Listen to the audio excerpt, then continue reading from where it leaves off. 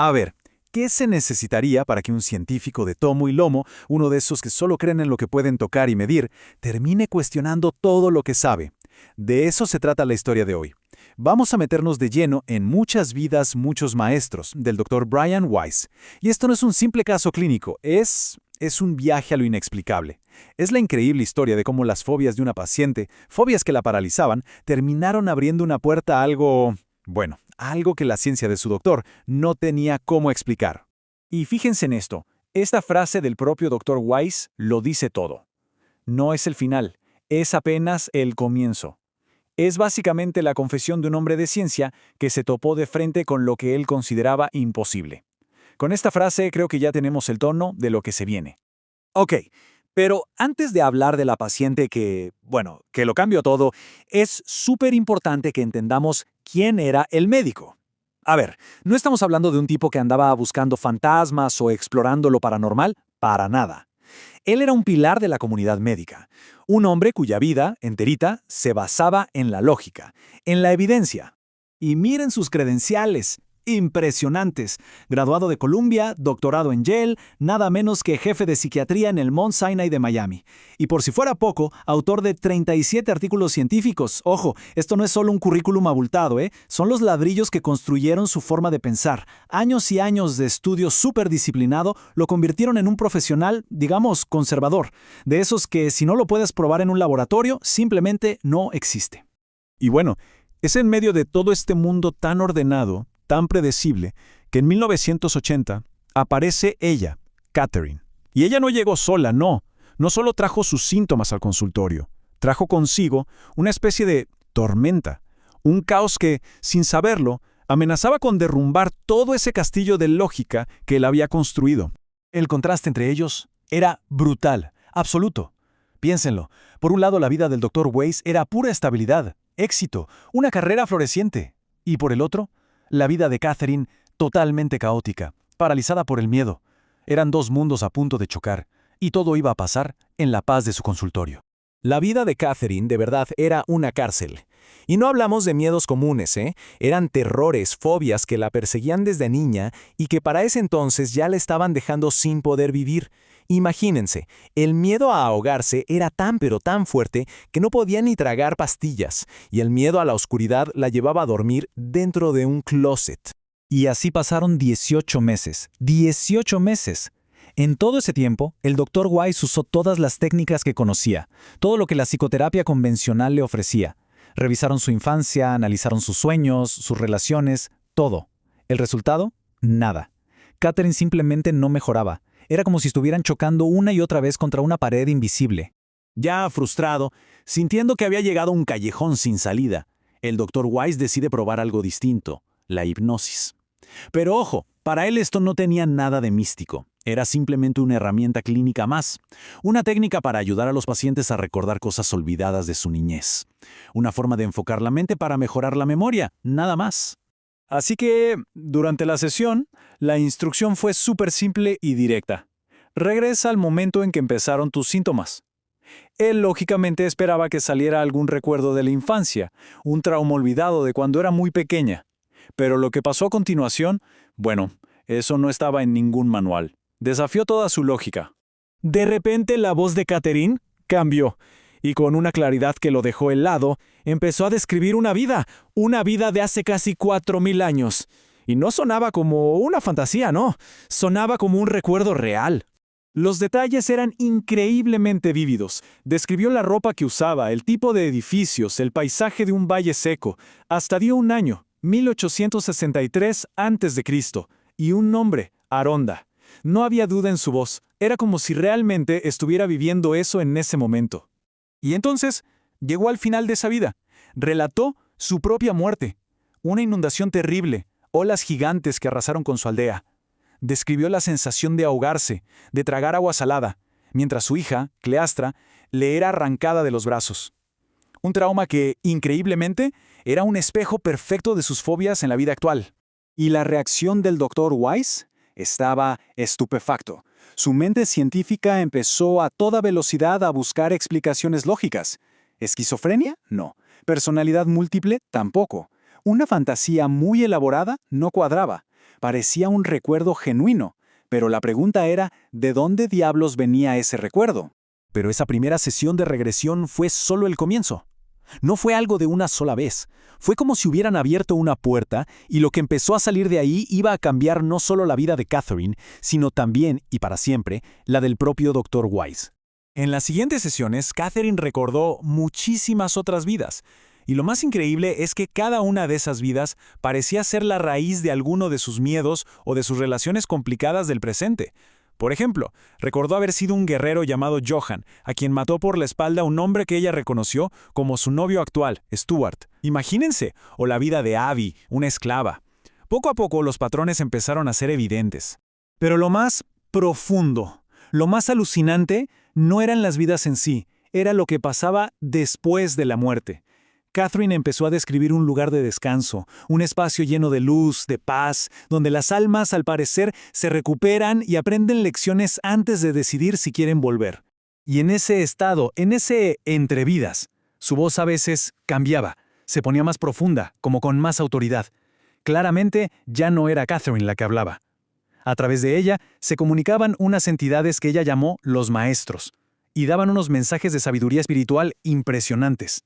Y aquí es donde la historia da un giro total. De ser algo fascinante pasó a ser algo personal, irrefutable para el doctor, porque los maestros a través de Catherine le hablaron directamente a él, al Dr. Weiss. Le revelaron detalles súper íntimos de su familia que era imposible que ella supiera. Le dijeron el nombre hebreo de su padre, Abram, y describieron la extrañísima condición del corazón de su primer hijo, que murió con apenas 23 días. Un detalle tan específico que ni siquiera salió en el obituario. Y ese fue el momento. El punto de quiebre. Para el Dr. Weiss, esa era la prueba que no podía negar. No había manera ninguna de que Catherine supiera esos datos. Todo su escepticismo, toda su formación científica se vino abajo en ese instante. La pared que separaba su mundo de esta nueva realidad se rompió en 1000 pedazos. Aquí es donde empieza todo. Por un lado, tenemos al Dr. Brian Weiss, un psiquiatra de pura cepa, totalmente anclado en la ciencia. Y por otro, a su paciente, Catherine, que estaba atrapada en una red de miedos y ansiedades que nada parecía curar. Después de 18 meses sin avances, el Dr. Weiss, ya un poco desesperado, probó algo que no solo cambiaría la vida de Catherine, sino que pondría la suya de cabeza. Esta es la pregunta del millón, ¿no? La que tarde o temprano a todos nos da vueltas en la cabeza. El Dr. Weiss, como hombre de ciencia, créanme que no estaba buscando respuestas en el más allá. Pero a veces, las respuestas te encuentran a ti. Fíjense en esto. Para buscar el origen de los traumas de Catherine, el Dr. Weiss la guió a través de sus vidas pasadas. Pero, ojo, la revelación más grande no estaba en esas vidas, sino en el espacio que había entre una vida y la otra. En ese limbo, en esa transición después de la muerte, Catherine empezó a conectar con una sabiduría que sencillamente no podía ser suya. Y entonces, en una de esas sesiones, pasó lo impensable. Algo que cambió las reglas del juego por completo, y con ello la vida y la carrera del Dr. Weiss para siempre. De repente, la voz de Catherine se fue, y en su lugar surgió una voz profunda, sabia, con una autoridad impresionante. No era una personalidad de una vida pasada, no, era algo más. Eran los que el libro llama los maestros, entidades de un plano superior que estaban hablando por primera vez. Y este fue uno de sus primeros mensajes, así, de golpe. La vida ya no era solo nacer, vivir y morir. Se convertía en una especie de gran escuela para el alma, un viaje sin fin hacia el conocimiento, hacia algo más grande. El propio Dr. Weiss los bautizó como los espíritus maestros. No se trataba de fantasmas, sino de guías, almas muy evolucionadas. Y su propósito, según decían, era claro: enseñar, ayudar a las almas que, como nosotros, todavía estamos en este ciclo de reencarnación. Entonces, ¿qué fue lo que revelaron estos maestros? Vamos a meternos de lleno en sus lecciones sobre ese lugar misterioso, el estado intermedio, ese tiempo que pasa el alma entre una vida física y la siguiente. O sea, no es un vacío, no es la nada, es un proceso muy activo. Primero, el alma descansa, se renueva como si cargara baterías. Después viene la parte del aprendizaje. Analiza la vida que acaba de terminar para ver qué lecciones se aprendieron y cuáles no. Y finalmente toma la decisión consciente de cuándo, dónde y por qué va a volver. Y aquí está el meollo del asunto. Esas lecciones que no aprendemos no desaparecen, se convierten en lo que los maestros llaman deudas kármicas, y las cargamos a la siguiente vida, donde se manifiestan en nuestros problemas, en nuestras relaciones, dándonos otra oportunidad para, esta vez sí, superarlas. Pero si todo esto ya les parece increíble, esperen a escuchar lo que los maestros dijeron sobre algo que damos por sentado: el tiempo.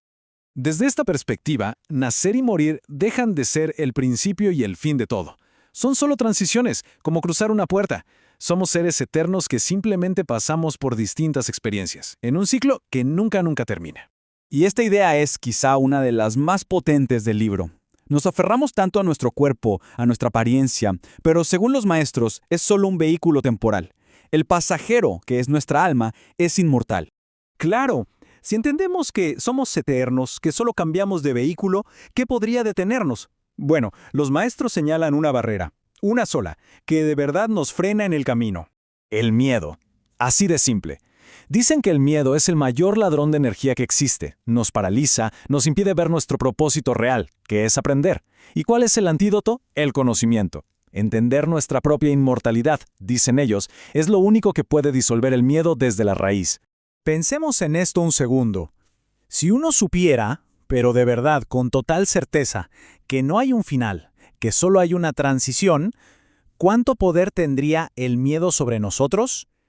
Esta comprensión, según los maestros, es la llave maestra para vivir una vida sin esas ataduras. Bueno, entonces, si el viaje es eterno y el gran obstáculo es el miedo, ¿cuál es el destino? O sea, ¿cuál es el propósito final de vivir tantas y tantas vidas? El objetivo final, nos dicen los maestros, no es acumular dinero ni poder. El verdadero propósito es perfeccionar estas virtudes, aprender a amar de verdad, a tener fe, a encontrar el equilibrio. Esas y no otras son las únicas riquezas que nos llevamos de una vida a la siguiente. Y al final el Dr. Weiss entendió que esto era mucho más grande que la terapia de Catherine. Como los maestros le dijeron directamente a él: esto es para ti. Y sintió que era su deber, su misión, arriesgar su reputación para compartir un conocimiento que él creía que podía cambiar la forma en que vemos la vida y la muerte. Para que se hagan una idea, arranquemos con este mensaje que llegó a través de Catherine. Es una idea que, la verdad, pone de cabeza nuestra forma de entender la realidad. ¿Qué tal, eh? Imaginen esto. Después de 18 meses de terapia, pasó algo totalmente inesperado. Las fobias de Catherine, la razón por la que fue a consulta, ¡puf!, desaparecieron. Pero las sesiones de hipnosis, lejos de terminar, estaban apenas empezando a mostrar para qué eran en realidad. Ella ya no era solo una paciente, se había vuelto una especie de canal. Y es que, de repente, la meta cambió por completo. Ya no se trataba solo de sanar la ansiedad, no. Ahora el objetivo era explorar, era entender los grandes misterios de la vida, de la muerte y, sí, de la reencarnación. La conciencia de Catherine abrió una puerta a lo que ella llamaba el mundo espiritual y a sus maestros. Y aquí es donde la cosa se pone todavía más interesante. A través de Catherine empezaron a comunicarse unas entidades que ella denominaba los maestros. Eran, por así decirlo, seres con una conciencia superior que ofrecieron una especie de mapa para entender el viaje del alma, empezando por cómo es la vida después de la muerte. Estos maestros contaron que existen 7 planos, y cada uno tiene un montón de niveles. No nos detallan todos, pero sí nos hablan de 2 que son cruciales. El primero, el de transición, que es a donde vamos justo después de morir. Y el segundo, el de rememoración, que es donde el alma se sienta a revisar, digamos, la vida que acaba de terminar. Un concepto central en todo esto fue el de las deudas kármicas. A ver, la idea es que progresamos espiritualmente cuando pagamos estas deudas, y si no lo hacemos, pues nos las llevamos a la siguiente vida, como una tarea pendiente que no podemos evitar. Pero ojo, esto no es un castigo, ¿eh? Para nada. Es más bien un mecanismo, un sistema para que podamos crecer y aprender espiritualmente a lo largo de muchísimas vidas. Ok, todo esto suena muy teórico, ¿verdad? Bueno, veamos cómo estas ideas cobran vida, cómo se sienten de verdad a través de las experiencias tan intensas que Catherine revivió de sus vidas pasadas. En una de esas regresiones, de pronto, Catherine se encuentra en el año 1483. Y no es ella, es un anciano agotado por la guerra, con el corazón roto por haber perdido a un hijo. Una vida entera de pura y dura supervivencia. La lección aquí, durísima, por cierto, es sobre la resistencia, sobre cómo soportar una lucha tremenda y el dolor más profundo que uno se puede imaginar, el de perder a un hijo. Una lección necesaria, por lo visto. Y luego, ¡pum!, otro salto. En otra vida, es un niño en Ucrania, y le toca ver algo terrible, cómo ejecutan a su padre injustamente, por algo que él no hizo. Se queda solo, muerto de miedo, sintiendo la impotencia en su máxima expresión. Y este recuerdo, tan vívido, nos muestra perfecto cómo las emociones más crudas y dolorosas, como la injusticia o el miedo a que te abandonen, son cosas que el alma tiene que enfrentar y procesar a lo largo de muchas vidas para poder sanarlas del todo. Y claro, después de escuchar todo esto, la pregunta es inevitable. ¿Para qué? ¿Cuál es el sentido de soportar tanto dolor, tanta lucha, y no una, sino muchas veces?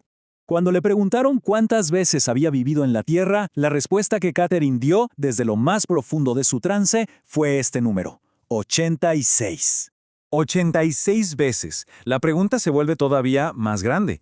¿Por qué regresar 86 veces? ¿Cuál es el fin de este ciclo tan largo? La explicación de los maestros fue muy directa. El regreso es necesario. Hay que volver hasta que se aprenda cada lección y se cumpla cada acuerdo espiritual que se haya hecho. No hay atajos. Pero toda esta información no era solo para Catherine. Para el Dr. Weiss, un hombre de ciencia escéptico, imagínense, esto fue una completa revolución. Le cambió la vida y lo llevó a entender su propio propósito de una forma totalmente nueva. El Dr. Weiss se dio cuenta de algo fundamental. Este conocimiento no era para guardárselo, estaba destinado a ser compartido, a ayudar a que más gente entendiera el verdadero sentido de la vida, que todos tenemos deudas espirituales que pagar, que el progreso es a través de muchas vidas, y que el amor y el entendimiento de verdad trascienden todo. Ojo, este mensaje no viene de Catherine, la paciente del Dr. Weiss, viene a través de ella. Son los que se hacen llamar los maestros, unas entidades espirituales que de pronto irrumpieron en sus sesiones de terapia. Y con esta sola idea, ¡puf!, todo el paradigma sobre lo que es la vida y la muerte empieza a derrumbarse. Bien, entonces, ¿cómo empezamos a desentrañar esto? Creo que lo primero que uno se pregunta es, ¿cómo es posible esta comunicación entre nuestro mundo y el espiritual? Pues resulta que no es algo que pase así nomás, al azar. No, hay un lugar y una razón muy, pero muy específica para que suceda. Y aquí está el concepto clave. El plano de intercomunicación es como un puente. Es ese espacio donde, bajo ciertas condiciones, las almas pueden hacerse presentes y transmitir mensajes. Un lugar donde los velos que separan las dimensiones, por decirlo así, se vuelven mucho más delgados. Y esto nos deja clarísimo el por qué. Esta comunicación no es por capricho. Ocurre cuando hay asuntos pendientes, ¿saben? Promesas que no se cumplieron, o como se menciona en el libro, si una vida terminó de forma muy abrupta. Es como un mecanismo para poder resolver lo que quedó inconcluso. Sigamos adelante, porque esto se pone cada vez más interesante. La comunicación es solo una parte de la historia. Lo que se reveló después fue una estructura completa del más allá, algo así como una geografía del viaje que hace el alma entre una vida y otra. Esta es, sin duda, la pregunta del millón, la pregunta que ha inquietado a la humanidad desde siempre. Y de repente, las sesiones con Catherine empezaron a ofrecer una respuesta, y una respuesta sorprendentemente detallada y estructurada. 7. Ese es el número. Según los maestros, son 7 los planos que un alma debe atravesar, y cada uno representa un nivel de conciencia y de aprendizaje superior al anterior. O sea, no es un destino único, sino todo un viaje progresivo.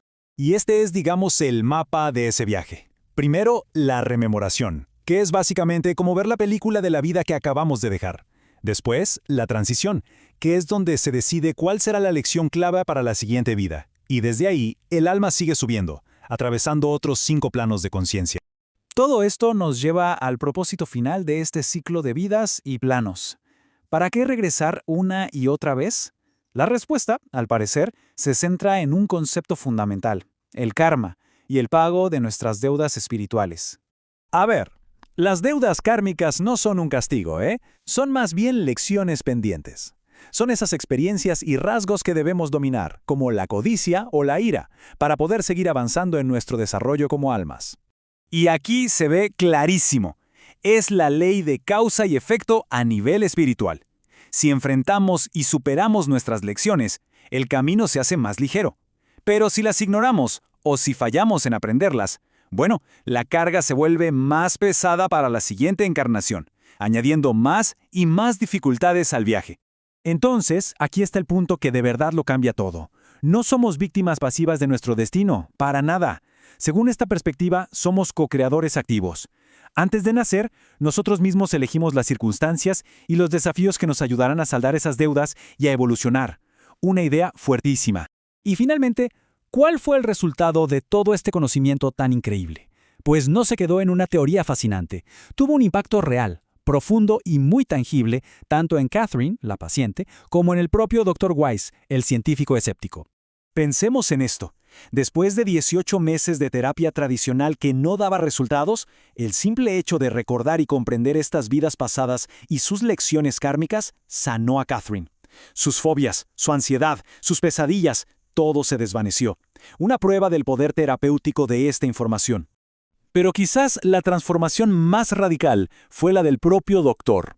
Weiss era un hombre de ciencia, un psiquiatra formado para ser escéptico, pero como él mismo dice, la prueba era demasiado abrumadora. Se vio obligado a aceptar que la realidad era mucho, pero mucho más grande de lo que la ciencia le había enseñado. Y así, todo este análisis nos deja con una pregunta que es muy personal, muy profunda. Si de verdad somos los arquitectos de nuestras vidas para aprender lecciones específicas, ¿cuáles podrían ser las nuestras? ¿Qué patrones se repiten? ¿Qué desafíos se nos presentan una y otra vez? Quizás, solo quizás, ahí están las pistas de esas deudas kármicas que vinimos a resolver.